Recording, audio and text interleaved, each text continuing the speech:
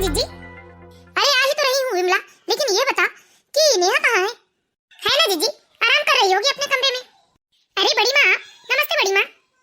क्यों नेहा, मैंने हमेशा तुझे बहू नहीं बल्कि अपनी बेटी की तरह समझा, और मेरे कहने के बावजूद तू मेरे घर पूजा में नहीं आई।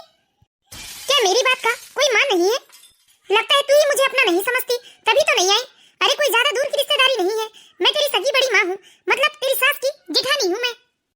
नहीं बड़ी माँ, ऐसी बात नहीं है, वो असल में माँ जी। अरे वो क्या बताऊँ जीजी, मैंने तो कहा था इसे कि चली जा, बड़ी माँ के घर पूजा है, लेकिन इसका तो मैं क्या ही कहूँ, इसे तो शर्माती है कहीं आने जाने में। अरे मैंने इसे बहुत मनाया जीजी कि चल मैं चलती हूँ साथ में, लेकिन ये तो ऐसी शर्मा रही थी इसे कि मुझसे साफ साफ कह दी कि मैं नहीं जा पाऊंगी, आप ही चले जाओ माँ जी। अरे बाप रे, ऐसा भी क्या शर्माना बहू, वो भी आज के जमाने में, वो भी अपने रिश्तेदारों के घर जाने में। ऐसे कौन शर्माता है, पढ़ी लिखी हो, समझदार हो, कौन सा मैं तुम्हें वहाँ सबके सामने नाचने गाने को बुला रही थी जो तुम्हें इतनी शर्मा रही थी। कोई दूसरे के घर तो जाना नहीं था तुम्हें, घर की ही बात थी, और घर में यदि छोटा मोटा कोई कार्यक्रम हो और घर की बहू बेटियां उसमें शामिल ना हो तो काहे का कार्यक्रम। और मैंने तो तुझे 1 महीने पहले से ही बता दिया था कि अगले महीने मेरे घर पूजा पाठ होने वाली है, तो तू अपनी तैयारी कर लेना और आना जरूर। लेकिन नहीं, मुझे तो लगता है कि मेरी बात का ना कोई मान नहीं है तेरे सामने। ठीक है, मैं तो तुम लोगों को दिल से अपना मानती हूँ, लेकिन तुम लोग अपना नहीं मानते तो कोई बात नहीं। अरे बड़ी माँ सुनिए तो बड़ी माँ। नहीं बहुरिया, मैं तो बस तुझे यही बात बोलने आई थी। माँ जी, ये क्या तरीका था? अगर आपको मना करना ही था तो कोई और बहाना नहीं मिला? देखा ना आपने, बड़ी माँ कैसे ताना मार रही थी मुझे। अरे कैसा लगा होगा बड़ी माँ को कि मैं उनकी बातों का मान सम्मान नहीं करती। अरे ताने ही मारे हैं, और ताने मार दिए तो कौन सा पहाड़ टूट गया? उनके ताने मारने से तेरे शरीर में गड्ढे तो नहीं हो गए ना? देख, मुझे जो समझ में आया ना मैंने वो बोल दिया। वाह माँ जी, आपको यही समझ में आया कि आपकी बहू बहुत शर्मा रही है, उसे कहीं आने जाने में शर्म आती है, और वो भी अपने रिश्तेदारों के घर भी आती नहीं जाती, इतनी शर्माती है आपकी बहू। क्या आपने मुझे अनपढ़ गंवार समझ रखा है जो अपने रिश्तेदारों के घर जाने में मुझे शर्म आएगी? मुझे तो आपकी बात सोच सोच कर अपने आप के ऊपर शर्म आ रही है। हे भगवान, और बड़ी माँ जाकर ये बात जब लोगों से कहेगी मेरे बारे में तो सब लोग क्या सोचेंगे कि मैं इतनी अनपढ़ गंवार हूँ कि मुझे अपने रिश्तेदारों से मिलने जुलने में शर्म आती है।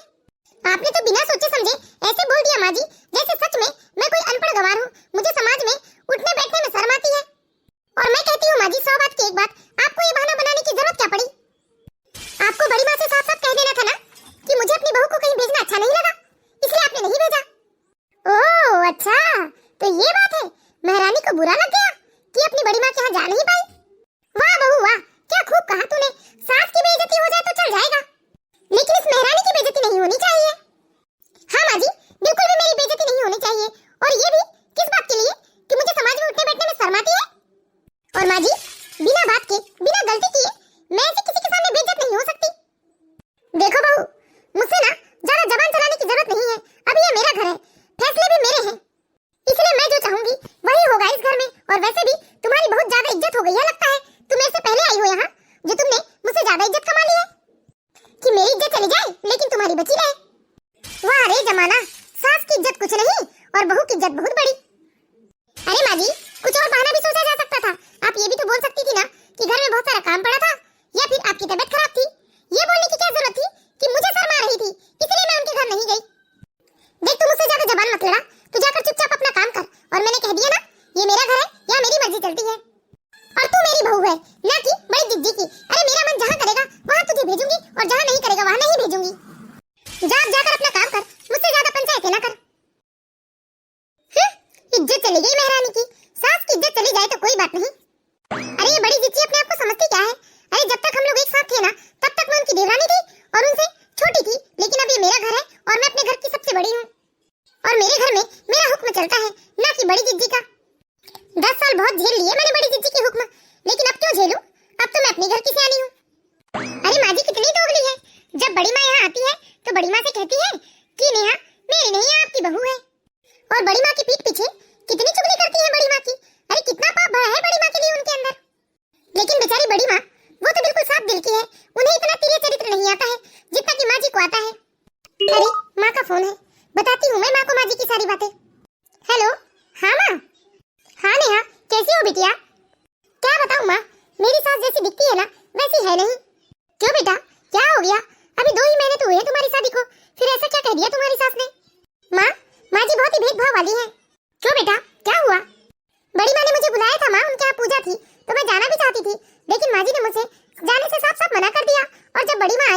बड़ी माँ से कह दिया कि मुझे शर्म आ रही थी, इसलिए मैं उनके घर नहीं गई।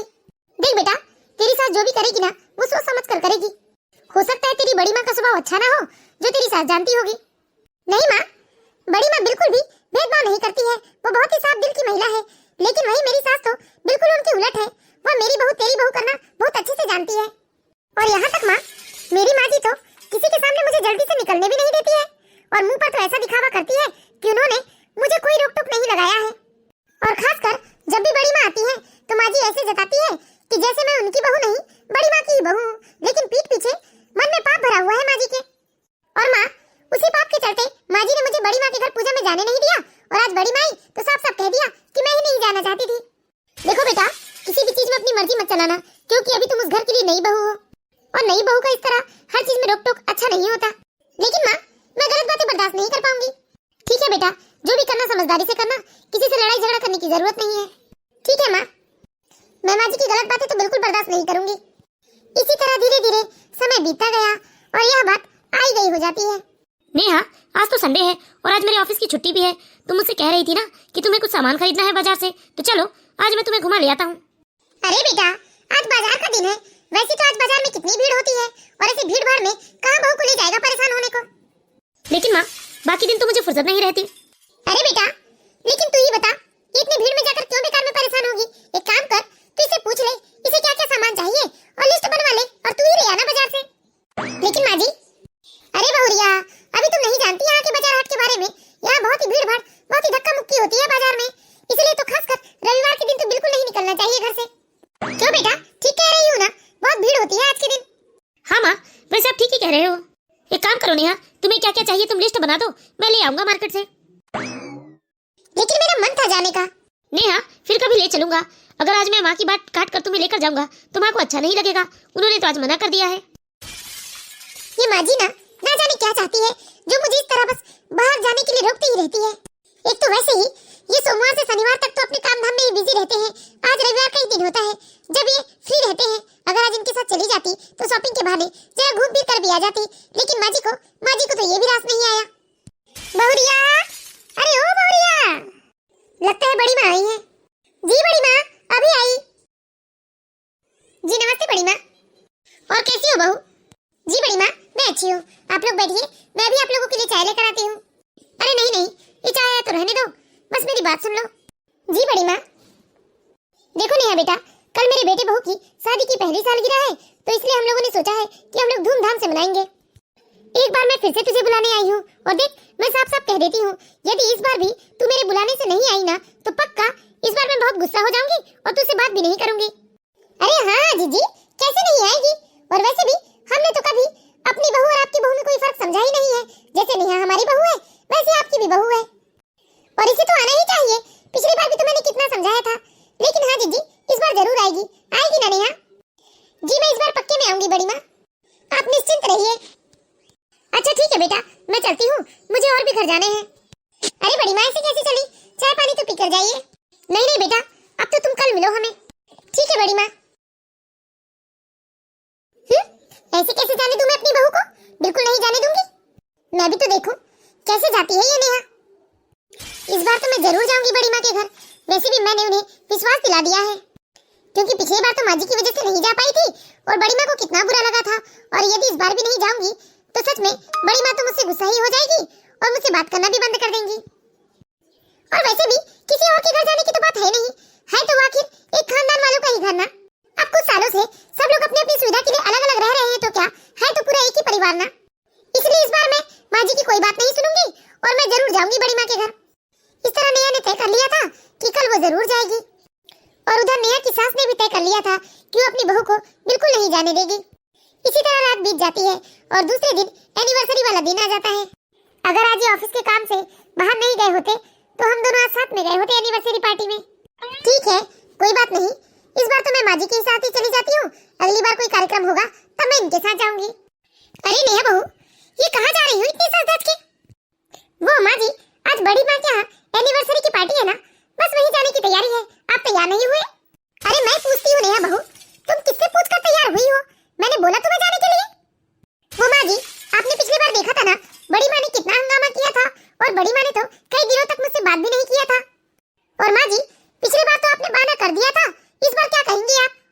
अच्छा, तो एक काम करो बहू, तुम ही जाओ। अरे सास के सर पर लात रखकर तुम ही जाओ, हमें नहीं जाना है कहीं। अच्छा, तो ठीक है माँ जी, मैं ही चली जाती हूँ। खबरदार, खबरदार नेहा बहू, जो घर के बाहर कदम भी निकाला। अरे जिज्जी की बहू तो बढ़ाती जाती है हमारे घर, जो तुम उनके घर जाने के लिए कूद रही हो, वो अपनी बहू को साथ ताले में बंद करके रखती है। यहाँ भी जिज्जी अपनी होशियारी दिखाना चाह रही है, वो तो अपनी बहू को ताले में कैद करके रखती है और वो मुझसे चाहती है कि मैं अपनी बहू को लेकर गांव-गांव फिराते रहूं। अरे जिज्जी यही चाहती है कि मैं तुम्हें लेकर गांव में बस नाच नचाती फिरते रहूं, जिससे हमारी बदनामी हो और लोग मुझे और तुझे नाम रखें। लेकिन माँ जी, बड़ी माँ गुस्सा हो जाएगी। अरे गुस्सा हो जाएगी तो हमारा क्या बिगड़ जाएगा? क्या हमारा हुक्का पानी बंद कर देगी क्या वो गुस्सा होकर? अरे वाह वाह जिज्जी की चालाकी, तू नहीं समझ सकती अभी। वो अपनी बहू को साथ ताले में कैद रखे और मैं अपनी बहू को पूरे गांव में नचाते हुए उसके घर लेकर जाऊं। वाह, इसलिए मैंने फैसला कर लिया है, तू नहीं जाएगी तो बस नहीं जाएगी, समझी ना? घर में ही रहना, मैं बाहर से ताला लगा कर जा रही हूँ। लेकिन माँ जी, मैं जाना चाहती हूँ बड़ी माँ के घर। अरे तेरा बस चले ना तो तू अपनी सास की इज्जत भी बेच खाएगी, तुझे तो लाज शर्माती नहीं है। बड़ी आई बड़ी माँ वाली। अरे 10 सालों से तो अपनी देवरानी की ना हो सकी, अब देवरानी की बहू की होने चली है, चतरी कहीं की। सब समझती हुई जिज्जी की चतुराई। अरे मेरी बहू को सिखा पढ़ाकर ये मेरे घर में लड़ाई झगड़ा करवाना चाहती है। माँ जी, दरवाजा खोलिए माँ जी। मैंने कहा ना तू कहीं नहीं जाएगी। अरे कितने मन से तैयार हुई थी मैं, सोचा था कि आज बड़ी माँ के घर जाऊंगी और उनकी सारी नाराजगी दूर कर दूंगी। लेकिन ये क्या, मुझे तो कैसा ससुराल मिला है जहाँ पर मेरा बाहर निकलना भी मेरी सास को पसंद नहीं है। बेचारी नेहा बहुत देर तक दरवाजे के पास बैठी रही और उसे अपनी किस्मत पर बहुत ही रोना आ रहा था। फिर नेहा क्या करती, क्योंकि उसकी सास ने तो बाहर से ताला लगा दिया था। नेहा चुपचाप वहां से उठकर अपने बिस्तर में चली जाती है और रोते रोते उसे नींद आ जाती है। नेहा को इस बात का बहुत ही गुस्सा आया था, इसलिए वो 2-3 दिनों से अपनी सास से बात नहीं कर रही थी। लेकिन फिर भी उसकी सास को कोई फर्क नहीं पड़ रहा था। इसी तरह एक दिन फिर से नेहा की बड़ी माँ आ जाती है। लो देख लो, उस बात को 4 रोज बीत गए हैं, लेकिन महारानी का अभी भी गुस्सा खत्म नहीं हुआ। विमला, ओ विमला, अरे आओ जीजी। नमस्ते बड़ी माँ। बहुरिया, आज से मेरा और तुम्हारा रिश्ता खत्म, अब तुम मुझे अपनी बड़ी सास मत कहना। अरे इतना कहने के बावजूद भी तुमने मेरा मान नहीं रखा। चलो एक बार की गलती माफ हो सकती है, लेकिन दोबारा भी तुम नहीं आई। वो बड़ी माँ, बात ऐसी थी। अरे जीजी, अब जाने दो ना, अब क्या बार बार एक ही बात को कहना। अरे वो बहुरिया भी नहीं है ना, इसलिए सबके सामने खुल नहीं पाई है, तो थोड़ा जाने में हिचकती है। अरे जीजी, कितना तो कहा था मैंने चलने के लिए, लेकिन अब नहीं आई तो मैं क्या करूं? नहीं बड़ी माँ, माँ जी झूठ बोल रही हैं। मैंने कार्यक्रम में आने के लिए कोई मना नहीं किया था, ना पहली बार मना किया था और ना ही इस बार मैंने मना किया था। बड़ी माँ, जब आपने पहली बार बुलाया था तब भी मैं पूजा में आने के लिए तो तैयार थी, लेकिन इस बार भी जब आपने मुझे एनिवर्सरी में बुलाया तब तो मैं तैयार भी हो चुकी थी आने के लिए। मेरी पूरी तैयारी हो गई, मैंने कपड़े पहन लिए, मैंने मेकअप भी कर लिए, बस मैं निकलने ही वाली थी। तभी मुझे माँ जी ने यह कहकर रोक लिया कि आप अपनी बहू को साथ ताले में रखती है, आप अपनी बहू को कहीं आने जाने नहीं देती है। इसलिए माँ जी का कहना था कि जब बड़ी जिज्जी अपनी बहू को कहीं नहीं भेजती तो मैं अपनी बहू को क्यों कहीं भेजूं। ऐसा कहकर माँ जी बाहर से ताला लगाकर आपके घर चली गई बड़ी माँ। अरे ये क्या विमला, बहू ये सब क्या कह रही है? अरे मैं कहती हूँ कि कब बुलाया है तूने मेरी बहू को और मैंने कब नहीं भेजा। अरे तुमने तो अपने घर में कितने छोटे से बड़े कार्यक्रम कर लिए, लेकिन एक बार भी तुमने मेरी बहू से जाकर नहीं कहा कि वो लोग भी थोड़ा जल्दी आए या आकर घर का कोई कामकाज में हाथ बटाए। तुम कभी भी मेरी बहू को नहीं पूछती हो, लेकिन फिर भी मैं कभी इन बातों का बुरा नहीं मानती। अरे कभी तो तुम जाकर मेरी बहू से बात करती और कहती कि घूमते फिरते ही सही वो अपनी चाची सास के घर आए, लेकिन तुमसे तो यह भी नहीं बनता। और जब भी तुम घर आती हो तो बहू से उल्टा उल्टा व्यवहार करती हो, तिरछी तिरछी बातें करती हो बहू से, तो फिर बहुएं कैसे तुमसे प्रेम जमा कर यहाँ आएंगी? मुझे तो आज भी यकीन नहीं हो रहा है विमला कि तेरे मन में इतना पाप भरा है मेरे लिए। मुझे तो लगता था कि भले हम अलग अलग रहने लगे हैं, लेकिन अभी भी अपनापन परिवार की भावना तो है ही हमारे अंदर, लेकिन शायद मैं गलत थी विमला। अरे विमला, तुझे अपनी बहू को नहीं भेजना था तो मत भेजती और साफ साफ कह देती कि तू नहीं भेजना चाहती अपनी बहू को, तो शायद मुझे इस बात का इतना बुरा नहीं लगता। अरे मैं भी कितनी पागल हूँ, मैं क्यों तुमसे इस तरह की उम्मीद लगा रही हूँ? जब तुम अपनी बहू की सगी ना हो पाई, उसे ही बदनाम कर रही हो, फिर मैं तो तुम्हारी जेठानी हूँ, तुम भला मेरी सगी क्या होगी? अपनी जेठानी के मुंह से इतनी तिखी तिखी बातें सुनकर विमला जी तो अंदर ही अंदर जल बुझ रही थी, लेकिन बोलने के लिए अब कहीं जगह नहीं रह गई थी, क्योंकि उनकी अपनी बहू ने ही उनकी सारी पोल पट्टी खोल दी थी। चलो अच्छा है विमला, देर से ही सही समझ में तो आ गया मुझे कि तुम्हारे अंदर हमारे लिए कितना पाप भरा है। अरे विमला, हमने तो तुम्हें कभी पराया नहीं समझा, हम दूर होकर भी ना हमेशा इस परिवार को अपना समझते थे, लेकिन तू, तेरे मुंह में राम और बगल में छुरी,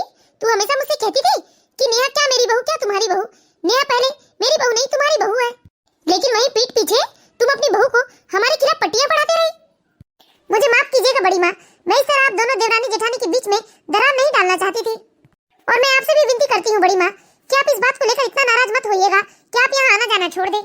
मैं तो बस माँ जी को एहसास कराना चाहती थी कि जब बेइज्जती होती है किसी की तो उन्हें कैसा एहसास होता है। अरे बहुत खुशकिस्मत हो विमला जो तुम्हें नेहा जैसी बहू मिली है। लेकिन विमला, अगर समय रहते तुमने अपना व्यवहार नहीं बदला, अपना तौर तरीका नहीं बदला, तो वो दिन दूर नहीं होगा जब तू अपने बुढ़ापे में अपने सिर में हाथ रख कर रोते रहेगी। क्योंकि आज तू बहू को प्यार नहीं देगी ना, तो आने वाले समय में बहुत सूद समय तुझे नफरत ही लौटाएगी। चल चलती हूँ, फिर भी मैं यही दुआ करूंगी कि भगवान तुम्हारे घर को सारी बलाओं से दूर रखे और तुम दोनों सास बहू के बीच में हमेशा प्रेम बना रहे। तो बताइए दोस्तों, क्या मैंने ठीक किया? यदि कहानी अच्छी लगी हो तो प्लीज इस वीडियो को लाइक कीजिए और इसी तरह की प्यारी प्यारी मोरल स्टोरीज देखते रहने के लिए हमारे चैनल सास बहू की दुनिया को सब्सक्राइब करें। Thank you watching for my video.